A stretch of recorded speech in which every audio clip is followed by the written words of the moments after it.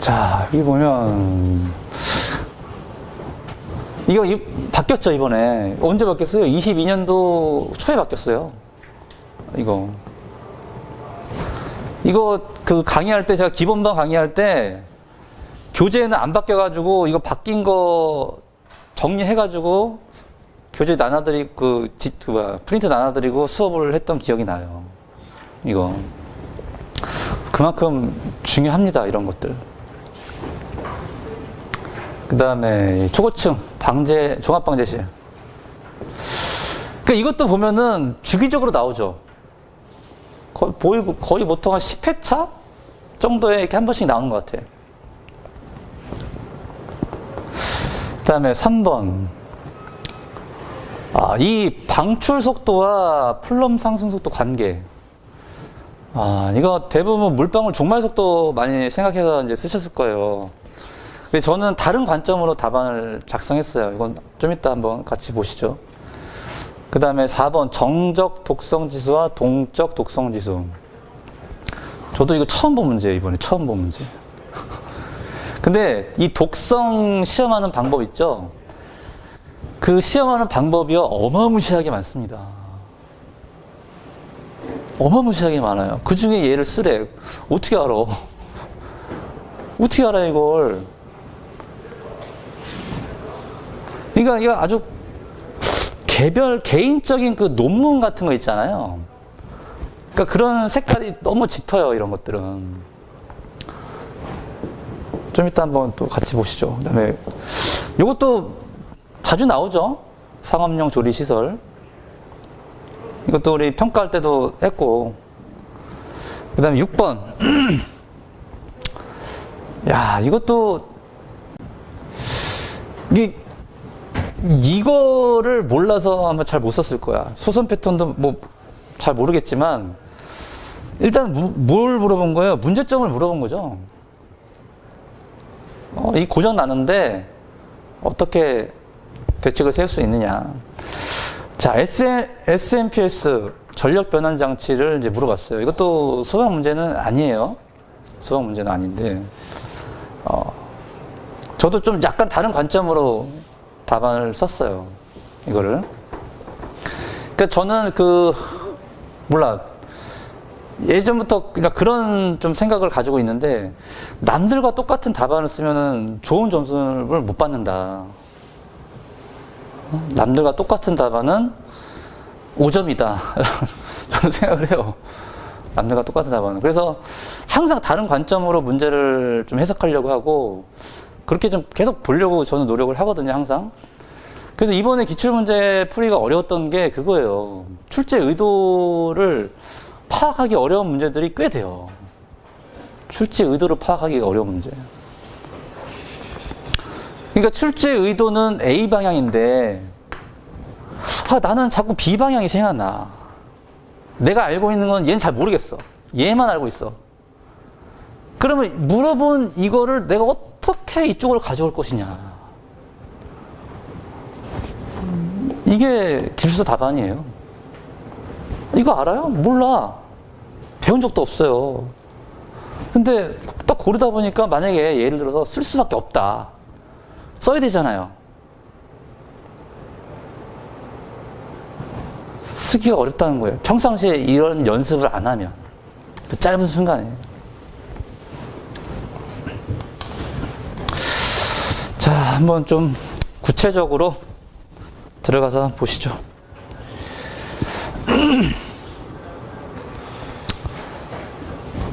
지금 손은 열심히 내리고 있는데 얘는 안 내려가네. 됐다. 자, 복합자재 또는 외벽 마감 재료. 복합자재, 외벽 마감 재료. 자, 도입 배경을 앞에다 넣었어요. 얘가 왜 도입됐는지. 그러니까 기존에 우리 불연, 준불연, 난연 있잖아요. 그걸 테스트하는 불연성 시험이라든가 콩칼로리미터 또는 가열 시험, 이런 걸로는 이 복합자재 또는 외벽 마감 재료 이거를 검증하기가 어렵다라는 거죠. 그래서 새로운 것도 아니야. 이제 외국 기준 가져온 거예요. 그래서 이 샌드위치 패널, 이제 복합차제, 이런 것들을 테스트하기가 어렵다. 옛날에 요 문제가 나왔을 때 실물 실험 하자라고 이제 그때는 고려사항에다가 실물 실험 하자라고 이제 그런 관점으로 이제 적었죠.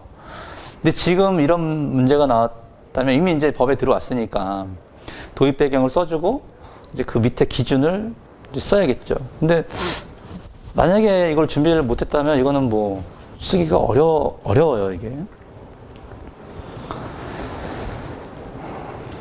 자, 복합자재 실물 모형 시험.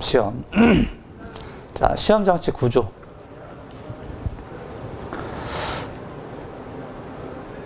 요 시험체가 어떻게 되어 있는 거냐면, 요게 이제 시험체예요, 이렇게. 정면에서 봤을 때, 이렇게 되어 있는 거죠. 여기, 이게 출입문이에요, 출입문. 2m. 출입문. 여기에 이제 출입문이 있는 거죠. 문이 이렇게. 그 다음에 요 뒤쪽에 버너가 있는 거고. 그 다음에 위로 이제 이게 있는 거예요. 이렇게 후드 쌓여져 있는 이 위쪽으로 크게. 그래서 이제 뒤에서는 공기를 넣어주고 잘 타게. 하여튼 구조는 이렇게 돼 있어요.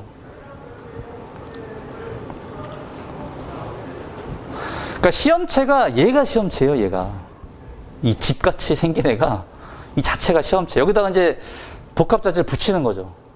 이 프레임은 다 철제입니다. 철제 프레임에다가 얘는 이제 불연성이니까 철제 프레임에다가 이제 복합자재를 붙여요.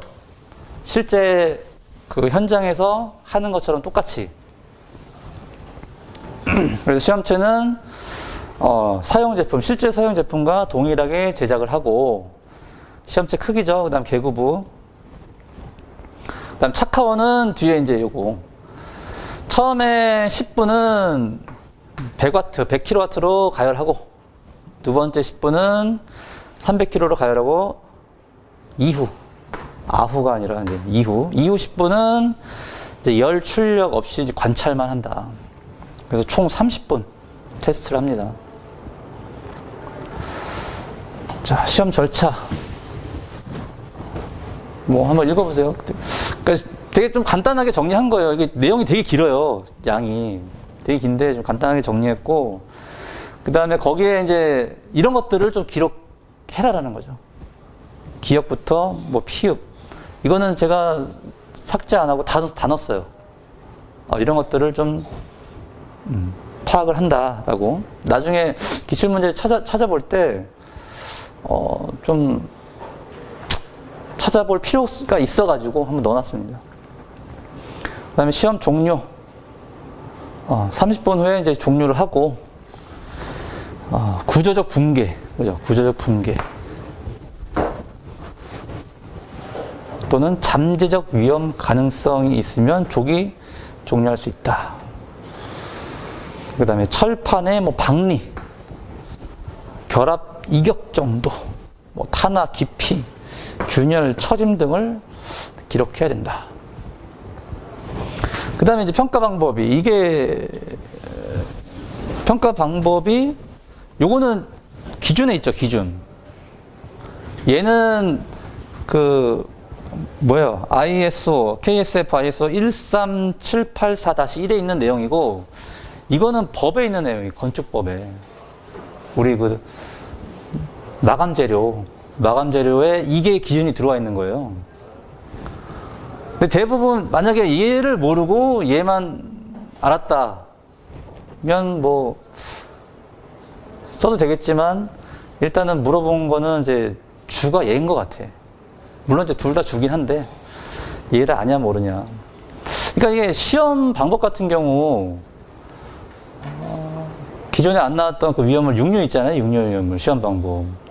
예전에 그 연소 시험 방법 있죠. 연소점 측정 방법, 발화점 측정 방법, 이런 거 자주 나왔어요. 근데 지금은 이제 안 나오는 문제가 됐죠. 그러니까 시험 방법이 의외로 많이 나와, 소방기사 시험에서. 예전에는 그랬어요. 아니 도대체 소방길사가 이런 걸 왜 알아야 되느냐, 시험 방법을. 그냥 우린 이거 갖다 쓰면 되는 거 아니냐 라고 하는데, 기술사가, 소방기술사는요, 이렇게 말하면 좀 약간 건방질 수 있는데 법을 만드는 사람이에요. 법을 만드는 사람. 법을 따르는 사람이 아니라 법을 만드는 사람이 돼야 돼. 그러면 법을 모르면 바꿀 수가 없어요. 뭐가 문제인지 몰라. 그래서 기준 문제가 자주 나오는 거예요. 문제가 있으니까. 실제로 소방청이나 이런 데서 소방기술사회에 많이 의뢰를 합니다. 그리고 요즘에 법 같은 거 많이 제정되잖아요. 다 기술사회에서 만드는 거예요, 그거 다. 그러니까 소방기술사는 법을 만드는 사람이다. 만들기 위해서는 알아야 된다는 거지. 뭐가 문제인지. 근데 이제 새로 제정된 것들은, 문제를 지적하기보다는, 이런 문제가 있어서 도입이 됐다. 그래서 도입 배경을 넣어주는 거예요. 나중에 얘도 한참 시간이 지나서, 5년, 10년 지나서 문제가 발생할 수 있겠죠? 이걸 했는데도 또 계속 연수 확대되고, 안 된다면. 그러면 그때 가서 이제 문제점을 제기를 하는 거지, 지금 법이 제정된 지 얼마 안 됐는데, 이거 문제가 있다라고 한다는 답안의 형식은 좀 맞지가 않아요. 그래서 평가 방법들을 이렇게 보시고요. 그러니까 외부로 불꽃이 발생하지 않을 것. 그러니까 여기 이제 판넬이 붙어 있는 거죠, 이렇게. 이렇게. 벽에. 판넬이. 그러니까 결합부에 또는 여기 중간에 여기를 뚫고 불꽃이 나가면 안 된다는 거예요. 그 다음에 650도 이하, 천장, 상부, 여기 위에. 여기 열전대들이 이렇게 있습니다, 열전대. 온도 체크하는. 그래서 온도를 체크하고. 그 다음에 바닥 복사열. 여기, 이 바닥 부분이죠, 요거. 요 부분에 위에서, 옆에서 오는 복사열이, 넘어가면 안 된다. 그 다음에 밑에 신문지 뭉치가 있대요. 여기. 신문지 뭉치. 얘가 발화되지 않을 것이라고 돼 있어. 와, 이게 난 가능할까? 그럼 도대체 얘네들의 재료를 뭘로 해야 되냐, 이거죠. 엄청나게 기준이 강화된 거예요, 지금 이거. 그러니까, 퀀텀 점프한 듯한 느낌? 이 마감 재료에 대해서 기존에랑은 완전히 다른 평가 방법이에요. 기준이 엄청 세진 거죠, 이게.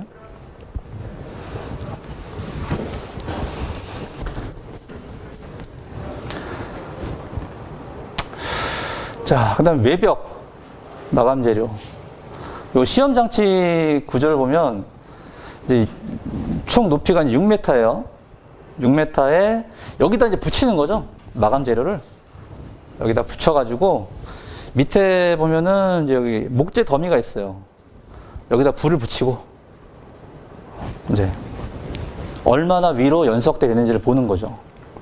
그래서 주벽과 측벽으로 돼 있고, 이제 연소실, 열어는 소나무 목재 더미를 사용했다. 이렇게 돼 있고요. 풍속은 2m/s 이하로 돼 있고. 자, 시험체.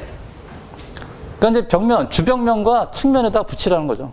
붙이고, 높이 6m 이상 연속해서 쭉 연결해서 붙이라는 거죠. 쭉 연결해서. 태워보는 거예요. 3MW 열량으로 태워보는 거죠. 30분 동안. 그 다음에 600도씨를 초과하면 안 된다. 그 시험체 여기 끝에 여기 이제 연소실이 있고 요 끝에 열전대가 있어요. 요 끝에 위에. 그러니까 얘를 측정했을 때 30초 동안 그럼 29초 동안은 610도가 돼도 되겠네. 그러다가 599도가 되면 되겠네요. 문제 없다는 거지. 그러니까 이런 것도 저는 그래프로 좀 그려서 외웠어요. 이게 연속 이렇게 되겠죠? 그럼 여기는 일자가 아니라 막 들쭉날쭉 할 거 아니에요, 이렇게. 그 여기가 툭 튀어나온 얘가 만약에 여기가 600도씨다. 요 시간이 30초 이내다.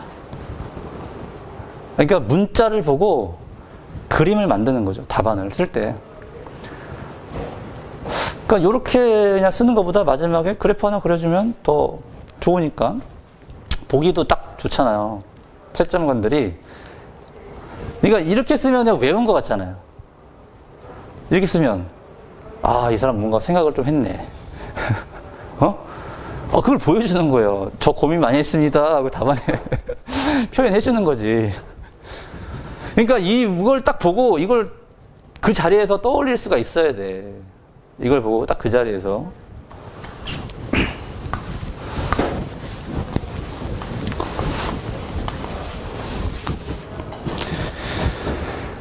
자, 넘어가고요.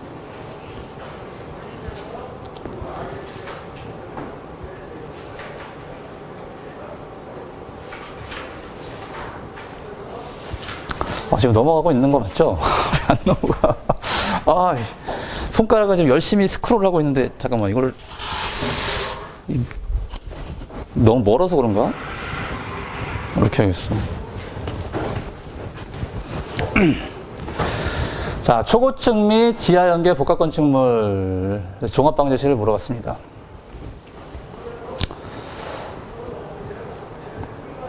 그러니까 이것도 출제 의도를 모르겠어요. 왜 냈는지. 그래서 보면은 다 기준만 있어. 밑에 내용들이. 그러니까 기준을 물어봤는데, 내가 출제 의도를 모르겠다. 그러면 기준만 쓸 수밖에 없잖아요. 그죠? 지금 이 문제가 그래요. 이 문제가. 실제로 종합방정식을 할 때, 뭐가 문제인지. 아니면 뭐 장소적 통합만을 한 건지. 현재. 근데 보통 요즘에 다 네트워크 하잖아요. 인근 그 건축물이나 소방서랑 다 네트워킹이 돼 있어서 다 정보 교환한단 말이죠. 일정 규모 이상 되는 건축물들은. 그래서 그것도 아닌 것 같아. 왜 물어봤는지 모르겠는 거죠. 그래서 이런 것들을 기출문제 풀이할 때 찾는 거예요. 검색을 막 이것저것 해보는 거지. 이걸 왜 냈는지, 현재 이 초고층 건축물에 대해서 어떤 문제가 있는지. 지금 우리는 그런 걸 공부하는 거예요. 이거 기준 공부하는 게 아니라. 근데 얘는 아까도 얘기했듯이 출제 의도를 제가 모르겠습니다. 그래서 넘어갈게요. 이거는 그냥 기준이니까 단순하게.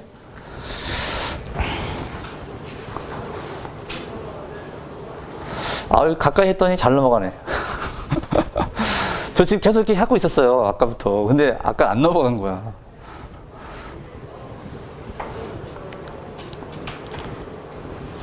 자, 이거. 헤드 방출 속도와 플럼 상승 속도. 이거 어려운 문제예요, 어려운 문제. 헤드 방출 속도와 플럼 상승 속도. 저는 좀 다르게 좀 풀고 싶어서 베르누이 원리를 가져왔어요. 헤드 방출 속도 할 때. 베르누이 원리.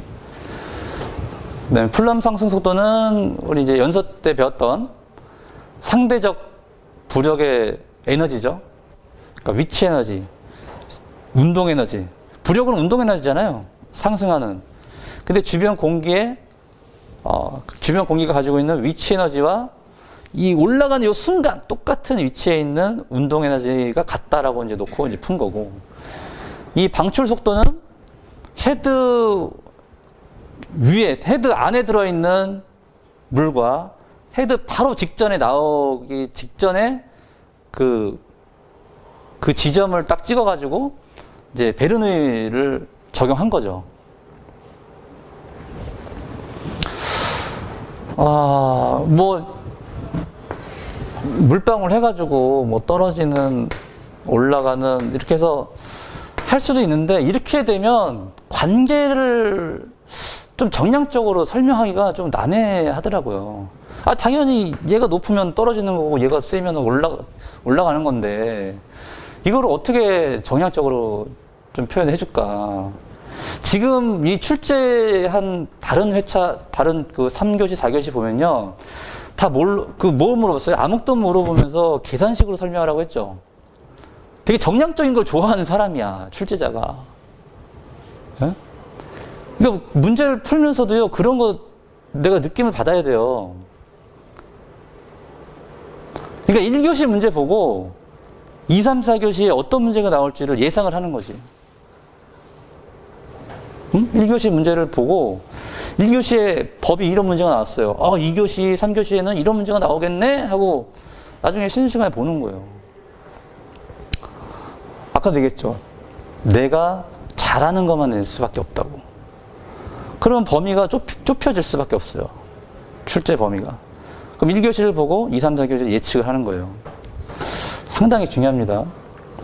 자, 일단 이렇게 보면은 저는 그래서 이거를 안 쓰고 베르노이를 가져왔는데, 자, 이 식에서 이제 위치가 같다고 이제 하는 거죠. Z1, Z2가 같다. 그 다음에 V1은 이제 안에 있는, 헤드 안에 있는 V2는 방출됐을 때 속도고.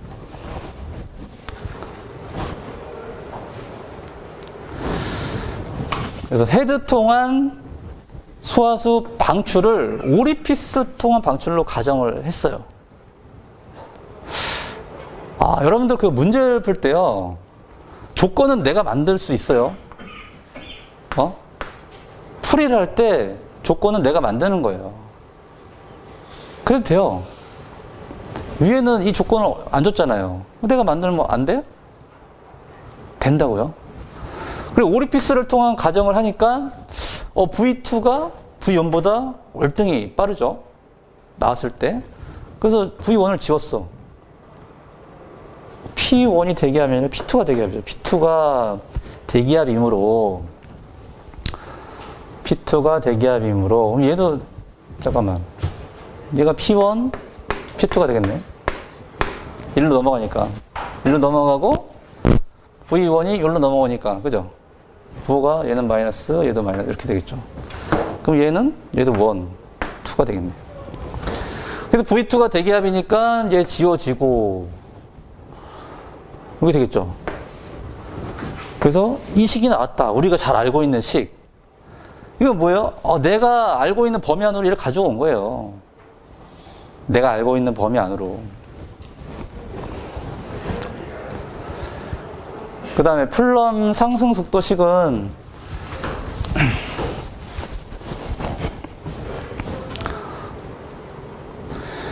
부력에 의한 운동 에너지, 요거 얘가 착 올라가는 운동 에너지. 운동 에너지는 뭐라고요? 속도는 온도에 영향을 받는다. 속도는 온도에 영향을 받는다. 근데 여기는 뭐예요? 질량이 아니라 체적으로 나타나는 거예요. 체적으로. 그래서 요 위치 에너지, 상대적인 요 위치 에너지와 같다 놓고 이제 쓴 거죠. 그래서 V는 요 식이 나왔어요. 요 식이. 근데 얘가 갑자기 이렇게 바뀌어. 이 로 A는 공기고요. 로는 이제 연소 가스예요. 가스. 여기 로 A는 이제 공기 밀도고, 여기 로는 요 안에 있는 가스의 밀도입니다. 이상기체 상태 방정식에서 로는 어떻게 써요?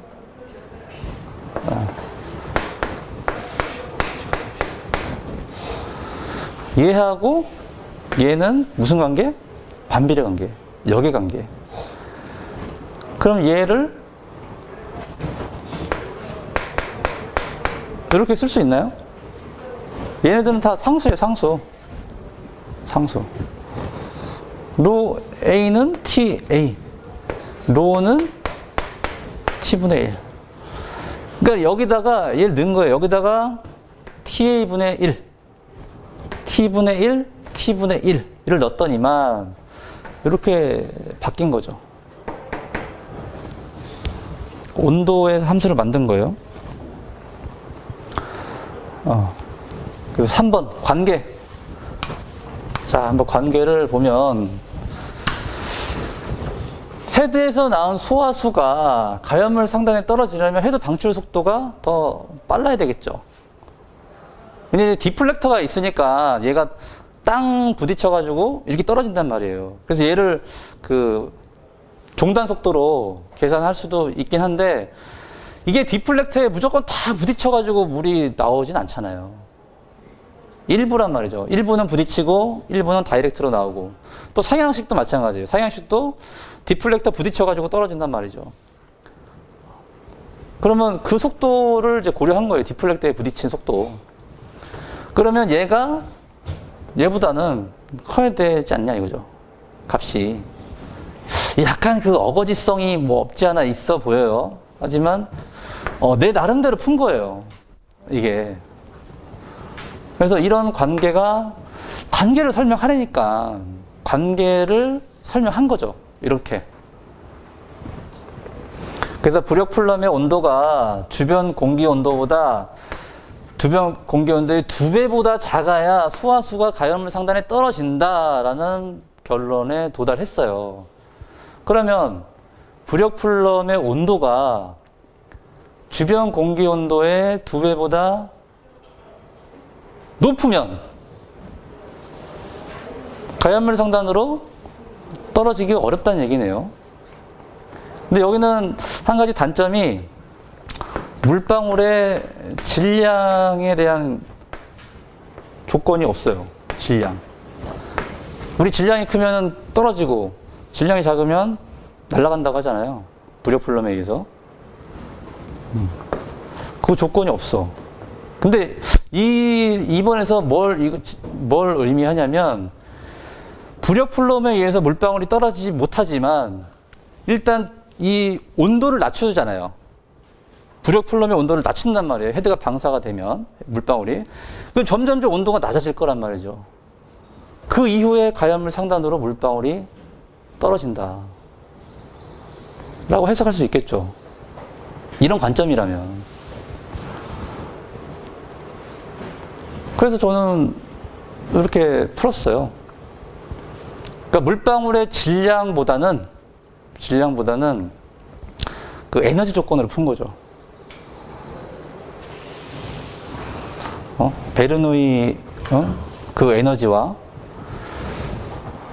또 여기 부력이라는 그 힘, 에너지 그 차이를 좀 요 에너지 관점으로 좀 관계를 설명을 했어요.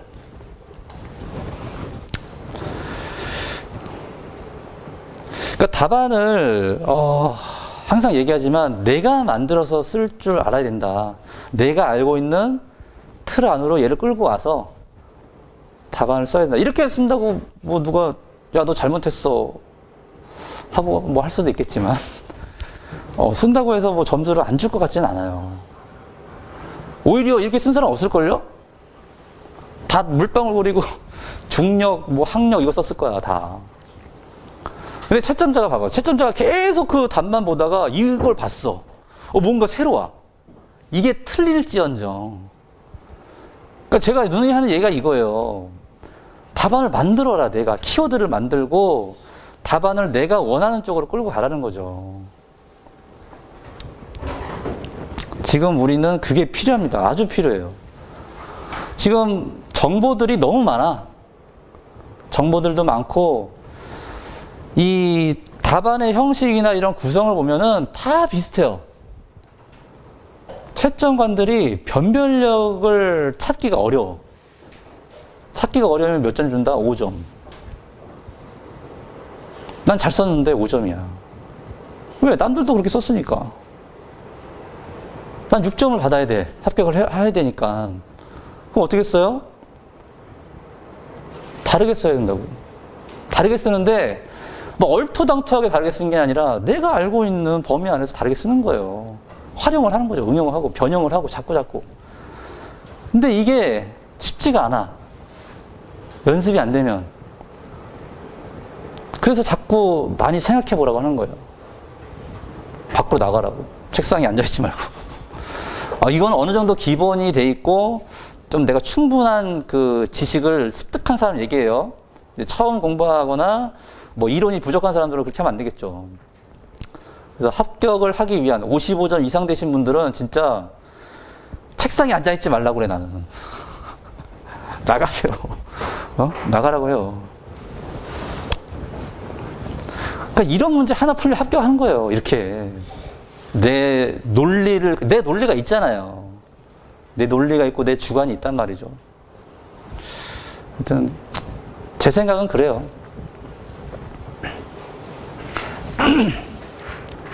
자, 정적 독성 지수와 동적 독성 지수. 참, 이거 자료 찾으면서, 와, 좀 어렵더라고요, 이거 진짜.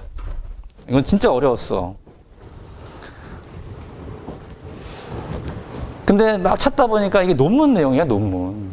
어떤 논문 내용인데, 이게 2020년도인가? 논문 발표된 내용이에요.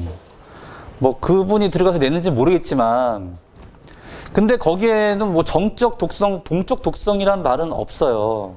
근데 뭐가 있냐면, 여기 지수식과 다이나믹이라고 해가지고, 유수식? 스태틱 테스트랑 밑에 보면 다이나믹 테스트라고 있어요. 그러니까 스태틱이 뭐예요? 우리가 스태틱 프레저 하면 정압이잖아요. 멈춰있는. 이제 멈췄을 때 압력이죠. 스태틱 테스트도 뭔가 이동하지가 않은 상태예요. 정적인 상태. 다이나믹은 동적인 상태 테스트다. 그래서 이게 그 수질 오염 있죠? 그거 측정하는 방법이거든요. 그래서 저는 이걸 답안을 하면서도, 야, 내가 지금 도대체 맞게 지금 답안 풀이를 하고 있나 생각이 들었어요. 아까도 얘기했듯이 이 독성 평가 방법이 100가지가 넘어요. 100가지가. 거기에서 정적 독성이 뭐고 동적 독성 이걸 찾는다는 그 자체가 너무 어렵고 힘든 거거든요. 그래서 저는 일단 이렇게 정리를 한 거죠. 그래서 그 MSDS 있잖아요. MSDS. 거기에 이제 수질 환경 그런 내용도 있고, 그래서 일단 요 내용을 실었습니다. 뭐 어려운 내용은 아니에요. 보면은. 그러니까 지수식이라 해가지고 요 비커에다가 이 독성에 해당하는 농도를 이렇게 넣고 물벼룩을 5마리씩 넣어요. 5마리. 각 비커에다. 그래가지고 24시간 후에 유형이란 건 뭐냐면 그 안에서 자유롭게 이제 움직이는 그 정도를 얘기해요. 그러니까 유형이 저해됐다. 그러면 이제 뭐 움직이지 않았다. 이제 그런 거죠. 24시간 후에 이제 평균 영향률을 이제 산출한 거죠. 각각. 그래서 그래프로 그렸더니만 이 50%가 죽는 농도가 폐회수 희석비율 25% 정도다. 그래서 25%를 요 식에다가 넣은 거예요. EC50이라고 해가지고 물벼룩이 50마리, 그러니까 반수가 치사하는 정도의 농도죠. 반수 치사 농도를 넣었더니만 그 값이 지수가 4다. 이게 나온 거죠.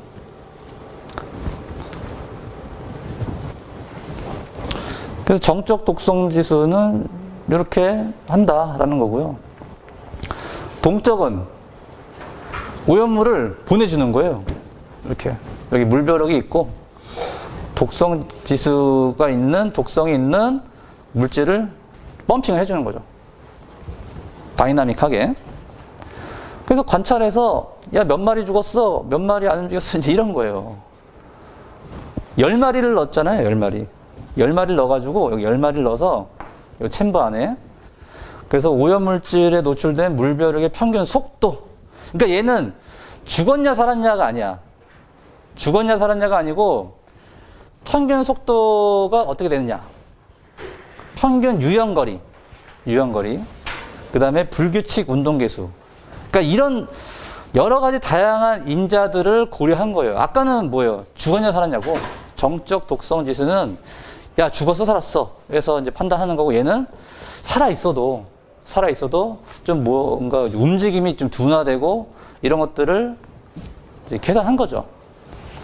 그래서 10마리 중에 7마리 살았어? 그러면 이제 7점, 뭐 지수 7 이렇게 되는 거고, 판단은 이제 그렇게 한다는 거죠.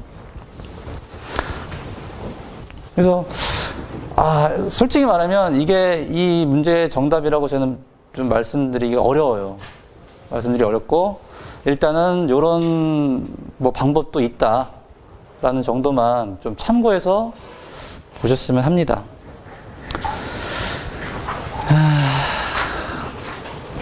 그래서 이거 하면서도 아닐 거야 하면서 이걸 썼어요.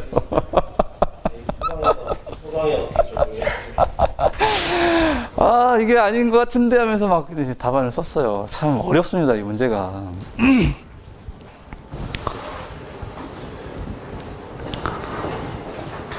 자, 5번. 요 문제는 워낙 자주 나오고 해가지고 이것도 답안 쓰기가 참 이렇게 오히려 어려워요. 왜? 많이 출제된 것들이 더 어려워. 남들하고 차별화를 시키기가 어렵거든요, 이게. 여기 답안은 보면은 되게 좀 그냥 일반적인 답안의 구성이에요. 일반적인 답안의 구성. 그래서 화제 특성, 항상 키워드를 잘 뽑으라고 했죠. 키워드가 여기는 뭘로 뽑았어요? 네모 박스 안에 보면, 자, 일단 발화점이 낮다라고 돼 있고, 그 다음에 덕트 화재와 재발화, 이렇게 키워드를 가져왔죠.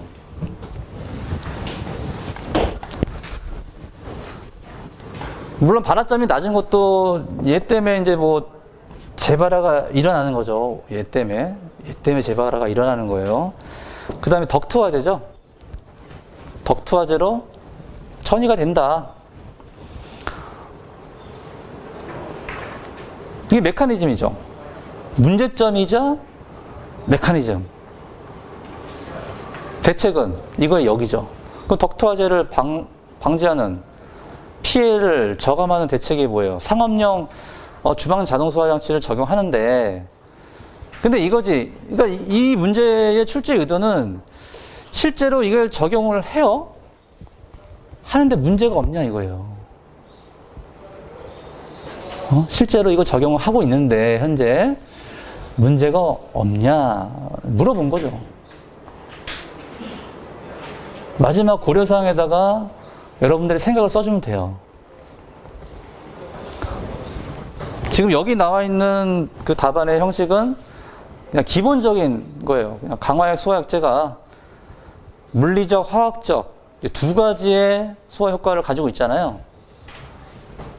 이 부촉매가 이 K에서 부촉매 화학적 반응이죠. 예, 냉각과 질식 물리적 반응이죠.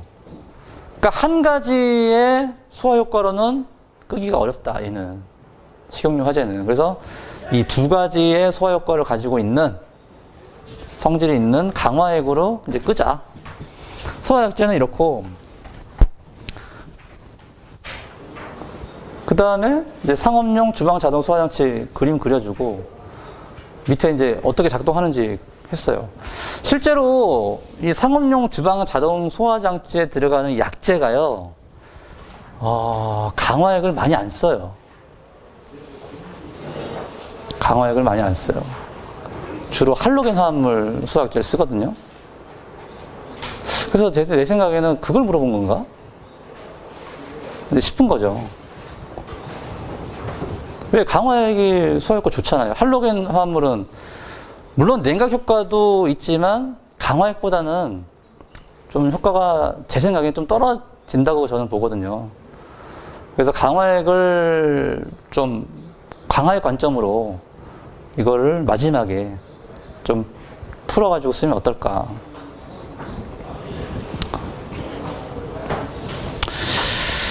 그렇게 생각을 했습니다, 저는.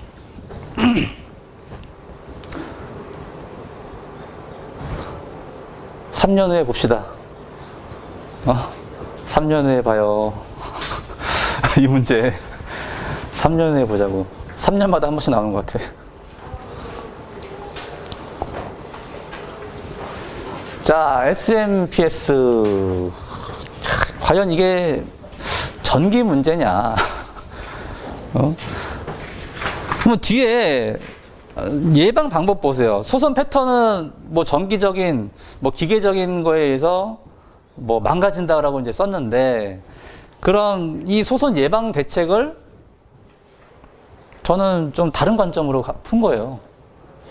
예방 대책을. SMPS가 지금 안 쓰이는 데가 없을 정도로 많이 쓰이죠.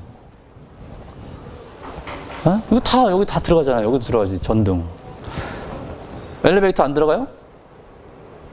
아까 앰프 100V죠? 다 들어가요, 거기에. 이 SMPS가 안 들어가는 데가 없단 말이에요. 우리가 쓰고 있는 모든 기기나 장비에 다 들어간단 말이죠. 그럼 얘가 만약에 고장 났다? 그럼 전원 공급이 끊기는 거잖아요. 우리는 전원 공급, 상용 전원 끊기는 걸 대비해서 비상 전원을 넣고 막 예비 전원을 넣는단 말이에요. 그렇게까지 전원에 이제 중요한데, 그럼 과연 이 SMPS의 이 개념을 보세요. 일단 개념. 그러니까 저는 이 개념 안에다가 내가 앞으로 풀어가야 될 방향을 다 집어넣거든요. 이 개념 안에다가 이 2줄, 3줄에 해당하는 요 짧은 요 거기다가 다 넣어요. 쓰인 데가 많아서, 얘가 고장나면 소방 입장에서 기기 동작을 못할 수도 있고, 파손될 수도 있고, 우리 소방 전기는 다 몇 볼트예요? 24V잖아요. 24V. 그래서 고장 예지 기술이라는 게 뭐냐면, 고장이 나서 고치는 게 아니라, 얘 고장 날 것 같은 증상이 보이는 거야. 얘를 미리 파악하는 거지. 그래서 이 기술을 활용해서 소방시설에 대한 신뢰도를 높이자라는 관점인 거죠, 이게. 그죠? 저는 항상 좀 뭔가 어떻게 하면 다르게 쓸까 막 고민을 막 이런 식으로 하거든요. 그래서 물론 물어본 거 써주죠. 근데 여기다가 SMPS 구조라고 해가지고 막 저항 넣고 막 다이오드 넣고 누가 이게 쓸 수가 있겠어요. 네? 그래서 그냥 블록 다이어그램처럼 간단하게 넣은 거예요. 우리는 굳이 왜 얘가 중요한 게 아니거든요, 지금. 일단 답안을 쓸 때 뭐가 중요한지 그 관점? 그거를 파악해서 써야 돼요. 구조가 중요한 게 아니에요, 지금 우리 입장에서는. 왜 고장나고 이걸 어떻게 대책을 내가 제시를 해야 될지를 고민해야 되는 거죠. 그래서 뭐 구조는 간단하게 썼습니다. 저도 잘 몰라요. 예? 이거 뭐 다이오드 이렇게 그리라고 하면은 이거 잘 몰라. 어떻게 생겼는지. 쓸 필요가 없다는 거죠. 여태까지 나도 공부한 적이 없어. 소방기술 하면서.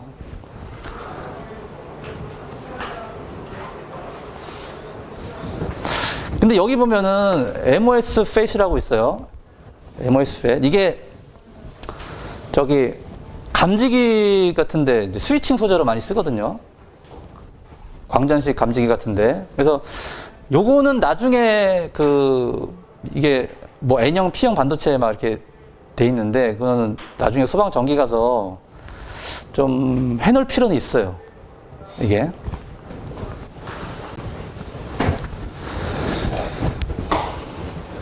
그래서 어쨌든 직류 전압을 이제 공급해주는 애잖아요. SMPS라는 게. 자, 소선 패턴을 보면, 전기적 과부하 또는 기계적 균열. 그러니까 전기적, 기계적인 어떤 소선 패턴을 가지고 있더라. 그래서, 그리고 스위칭 소자, 그 다음에 커패시터, 그 다음에 바리스타, 그 다음에 PCB, 뭐 이런 것들. 그러니까 기판 소자 같은 것들 있잖아요. 얘가 주로 어떤 원인에 의해서 그냥 파손되는지 그거 써준 거예요. 그 다음 예방 대책을 보면 이게 머신 러닝이라는 말과 이제 우리 인공지능은 많이 들어왔죠. 인공지능. 왜 이렇게 답안을 끌고 갔냐면 자탐 설비에 무선식이라는 말이 이제 들어온 지 좀 됐어요. 이제는 자탐에 무선식을 이제 써도 된다고 이제 공식화한 거야. 근데 이걸 섣불리 설계를 못해. 설계 못해요. 저기 뭐 초고층 건물 막 넓은 건물도 무선식으로 하기가 겁나. 통신이 안 되면 어떻게 해? 다 그냥 다 죽는 거잖아요. 그나마 선이라도 연결돼 있으니까 지금 신뢰도가 좀 있는 거지. 무선식으로 했는데 통신이 끊겼다?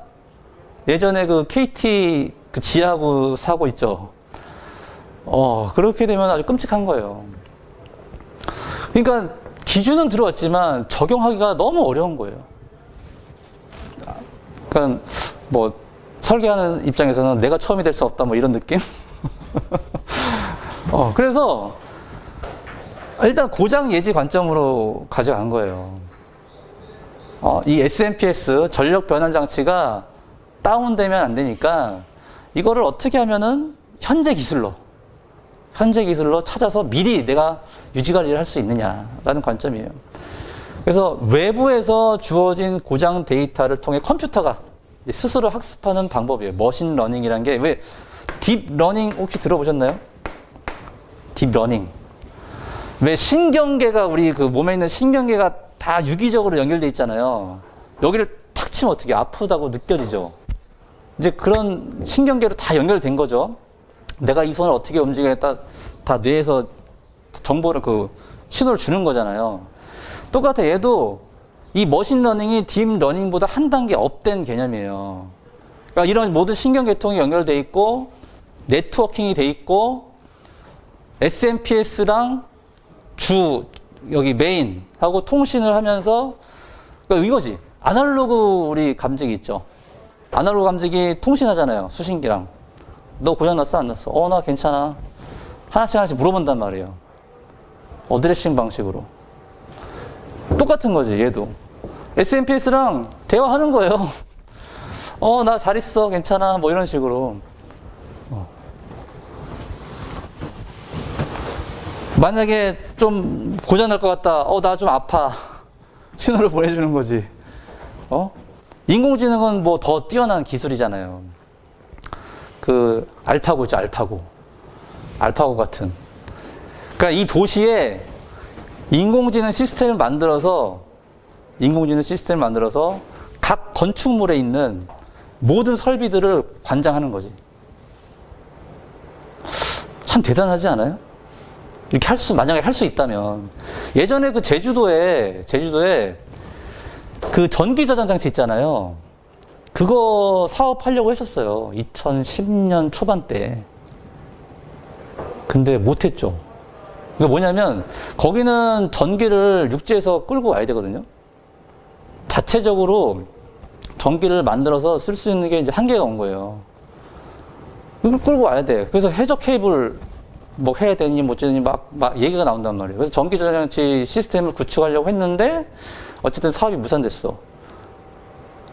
그러니까 그런 것처럼 한 지역을 신도시를 만약에 만든다면 그러니까 이런 걸 할 수가 있는 거예요. 이제는 기술력이 그만큼 따라와 준 거죠. 저는 예전에 어떤 생각도 했냐면 우리 비상전원 있잖아요.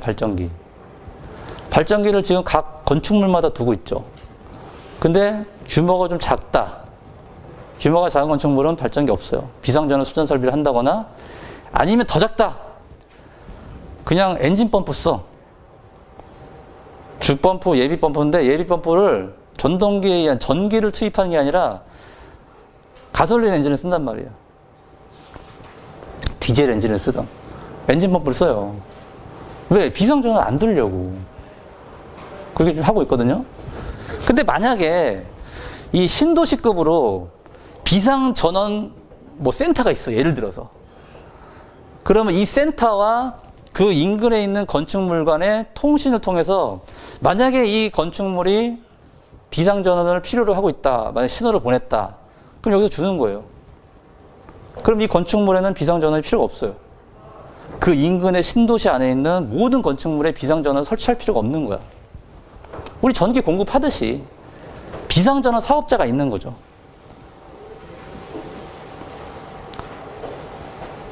이런 생각도 해볼 수 있지 않나요? 저는 되게 좀 뭐랄까 공부하면서 이 전기전환장치 공부하면서 야 이렇게 하면 좋겠다 막 이런 생각도 해봤어요. 실제로 이걸 답안에 쓰는 거예요. 나중에 전기전환장치 나오면 ESS 나오면 쓰려고. 그래서 막 그 그림 같은 것도 막 그거 한번 그려보고 막 했단 말이죠. 공부하면서. 이런 것들은 이제 현실적으로 내가 할 수가 있을 것 같은 거예요, 이제는. 얘도 마찬가지죠. 그러니까 답안을 쓸 때, 아까도 얘기했듯이 내가 알고 있는, 내가 가지고 있는 지식의 범위로 얘를 끌고 와야 돼. 그러려면 개념에다가 그 세 줄, 짤막한 줄에다가 나는 이렇게 쓸 것입니다라고 딱 써주고 쓰는 거예요. 그러면 밑에 내용을 쓸 때 내가 방향성이 확실하잖아요. 이게 산으로 안 가. 근데 그렇게 하려면 좀 공부 범위가 조금 이제 폭넓어야 되는 좀 단점이 있죠. 그래서 이것도 좀 제 개인적인 답안 구성이에요. 지금 이게 보시면 알겠지만 그래서 저는 이렇게 좀 끌고 왔어요, 답안을.